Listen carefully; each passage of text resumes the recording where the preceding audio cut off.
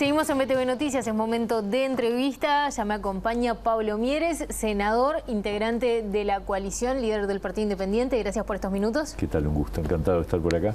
Bueno, ¿cómo está viviendo como uno de los integrantes de la coalición esta semana que comienza la transición de gobierno de la coalición que usted integra y que empieza en buenos términos, pero ya con algunas fricciones? Y bueno, parece que en cierto modo resulta inevitable que haya ciertas dificultades. Yo lamento que se haya generado sobre un tema tan sensible como es el aumento de las tarifas públicas. Parece que además el gobierno cambia una postura que había tenido durante los últimos 4 años, desde toda su gestión, y en este último año, justo cuando se produce el traspaso de mando, es como que le tira el fardo al nuevo gobierno. En vez de dialogar, yo no digo que capaz que la solución era esa misma, pero debió haber sido dialogada y conversada. Por más que dicen que lo anunciaron en julio, pero en julio anunciaron que no iba a haber aumento porque había una duda sobre las tarifas de combustibles en ANCAP. Y anunciaron que no iba a haber aumento de tarifas por el resto del año y quizás por todo el periodo de gobierno. Ahora, si ya estaba resuelto hasta marzo, ¿por qué anunciaron el lunes que no iba a haber aumento en enero? Evidentemente se contradicen. Es decir, lo que habían dicho era que no iba a haber aumento hasta el 31 de diciembre y que había quedado pendiente la discusión sobre el 1 de enero. Claro, para los uruguayos obviamente va a ser es una buena noticia, porque en un contexto en el que tenemos, por ejemplo, una energía muy cara en la región, etcétera, que no se suba más, bueno, parece ser una buena noticia y va muy en línea con lo que la propia coalición ha planteado de Uruguay está caro, es necesario bajar las tarifas. Claro que llegado al caso, cuando hay que hacer los números, la cosa es distinta. No, lo que pasa es que el presupuesto, o sea, el requisito para bajar las tarifas es un trabajo que no se ha hecho, que es reducir el gasto público. O sea, para bajar las tarifas tú tenés que tener un mejor equilibrio entre ingresos y egresos. Y lamentablemente este gobierno, durante todo este tiempo, y eso sí ha sido cuestionado directamente por nosotros y por otros partidos que integran la coalición, es que no se redujo gasto en ningún momento y siempre lo que se hizo fue aumentar ingresos. ¿Cómo se aumentaban ingresos? Por 2 mecanismos. Aumento de impuestos, a pesar de que se había prometido que no se iban a hacer, y aumento de tarifas. Las tarifas han funcionado en este tiempo y también en otros gobiernos anteriores con un mecanismo fiscal, es decir, de recaudación. Y por eso la decisión que toma ahora el gobierno, sin haber corregido la gestión del gasto, es preocupante porque lo que hace es aumentar aún más el déficit fiscal. Es decir, si yo no opero sobre el gasto y además no incremento ingresos, la cuenta sobre el déficit, claro, cualquiera lo sabe en su vida familiar. Es decir, si yo tengo gastos mayores que mis ingresos y encima no reduzco gastos, pero reduzco ingresos, que sería el caso de no aumentar las tarifas públicas, estoy aumentando el déficit.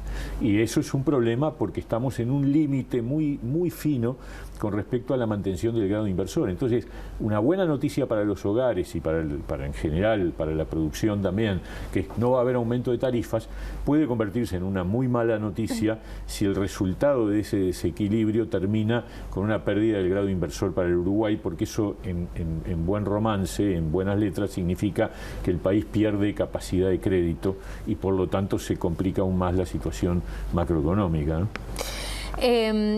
En estos días el presidente electo está conformando su gabinete, le ha dicho que lo va a anunciar todo junto y hasta que él no lo anuncie es como que ningún nombre está del todo cerrado o confirmado, pero lo cierto es que el suyo ha estado en la vuelta, o sea, se ha estado manejando para estar vinculado a las relaciones laborales, al punto tal que el presidente del PIT-CNT hizo ya comentarios sobre este tema bastante auspiciosos. Dijo concretamente que Mieres tiene criterios claros, es un humanista cristiano y si se confirma visualiza diálogo más abierto y fluido. ¿Qué opina sobre estos comentarios que hizo el presidente del PIT-CNT? La verdad que me halaga y se los he agradecido por mensaje privado, porque realmente que el presidente del PIT-CNT tenga una opinión favorable sobre mi persona y sobre mi posibilidad de ser útil en estos temas es muy valioso.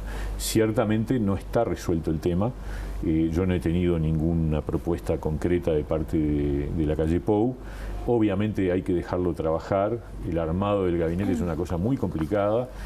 es complicada cuando se trata de un solo partido, mucho más cuando se trata de una coalición. Entonces él está tomándose su tiempo, está analizando, no hay ningún planteo concreto en relación a esa responsabilidad, que por otra parte obviamente es una responsabilidad muy exigente, muy desafiante, compleja, más allá de esas valoraciones positivas de Fernando Pereira, que nuevamente digo, me halagan y me alegran mucho, ¿no? ¿Cómo deben ser las relaciones laborales en el próximo gobierno?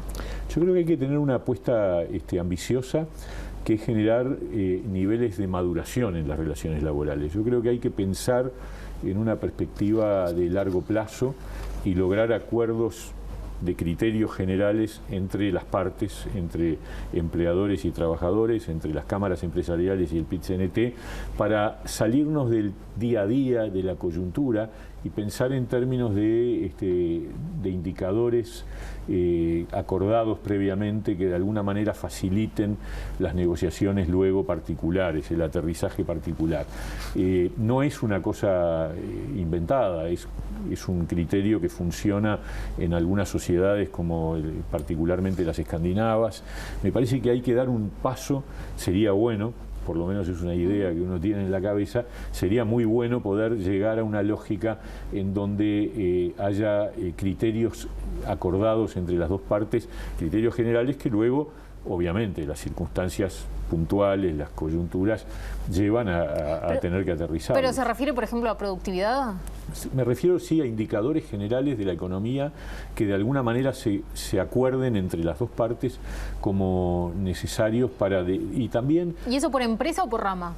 No, yo creo que hay que trabajar. Yo estoy hablando a nivel del nivel más alto, digamos, de la central sindical y de las centrales empresariales, de las gremiales empresariales. Pero después hay que atacar en los niveles más bajos, porque es cierto que también las realidades son distintas en una rama entre empresas más grandes y empresas más chicas, y eso hay que tenerlo en consideración. Las pymes, las micro y pequeñas empresas muchas veces tienen delante desafíos desde el punto de vista laboral que a veces ponen en riesgo incluso la continuidad de los puestos de trabajo. Esa tensión entre empleo y salario es también un tema que debemos analizar. Se ha hablado mucho sobre la necesidad de ayornar los consejos de salarios en el último tiempo. ¿En qué sentido deberían ayornarse? Yo creo que con criterio de flexibilidad, pero ojo, sin reducir su alcance. Yo creo que los consejos de salario primero van a continuar, eso está en el documento que firmamos en la coalición, independientemente de quién sea el ministro. Segundo, no solo para fijar los salarios mínimos, sino para establecer las distintas categorías salariales y para que sean un ámbito real donde los trabajadores y los empleadores acuerden criterios salariales de política salarial, con una participación del gobierno que debe ser no imprescindible, pero sí necesaria para ayudar a que los resultados puedan ser los mejores posibles. Yo creo que hay que dialogar mucho, me parece que ese es el criterio principal, ¿no? Más allá de estos comentarios que hizo Fernando Pereira sobre su persona, lo cierto es que una de las dudas que queda para adelante en un gobierno encabezado por la coalición y por Luis Lacalle Pou es qué nivel de conflictividad puede llegar a haber ante toma de decisiones que tal vez cambien un poco lo que venía haciendo hasta ahora, y en un contexto en el que la central sindical se definió abiertamente por la otra fórmula. ¿Usted cómo ve ese escenario y qué está esperando en materia de conflictividad? Bueno, yo creo que cualquier observador que analiza la realidad se imagina que la conflictividad siempre es una variable posible y presente. Cuando se hacen reformas particularmente siempre hay resistencias y esas pueden convertirse o traducirse en situaciones de conflictividad, pero el gran tema es dialogar y analizar dónde están los puntos neurálgicos, cuáles son los puntos. Hay una definición del documento de la coalición, que es que en materia de derechos no va a haber retroceso. Eso me parece que es una cosa importante, por lo tanto hay que estar tranquilos al respecto. Obviamente hacer cambios implica movimientos y por lo tanto puede haber afectaciones. Yo sé que un año de presupuesto, este año 2020 o tal vez que tenga que hacer un ajuste en el 1 de marzo, termina haciendo un ajuste de tarifas públicas para compensar los costos estos que no se aumentan ahora. Aunque de ese punto de vista, primero no sabemos si eso va a ser necesario o no, pero segundo, no es de las cosas que genera más conflictividad laboral.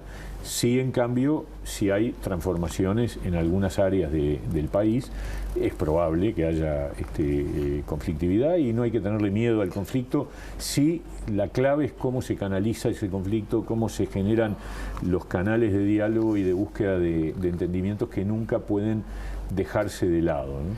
Para finalizar, muy brevemente le pido, uno de los temas que está pendiente ahora en la transición es el tema del aumento de los públicos, aumentos salariales. ¿Cuál cree que debería ser el criterio entre gobierno entrante y saliente? Yo creo que el criterio que se ha utilizado, bueno, ya se anunció, el ministro Murro anunció que en materia salarial va a mantenerse la pauta que se ha mantenido hasta ahora, que es la del aumento en función del IPC. Por lo tanto, eso está, me parece, fuera de discusión y no creo que haya diferencias en esto. O sea, me parece que es un criterio que va a ser que es aceptable. Sí. No creo que allí haya problemas o rispideces.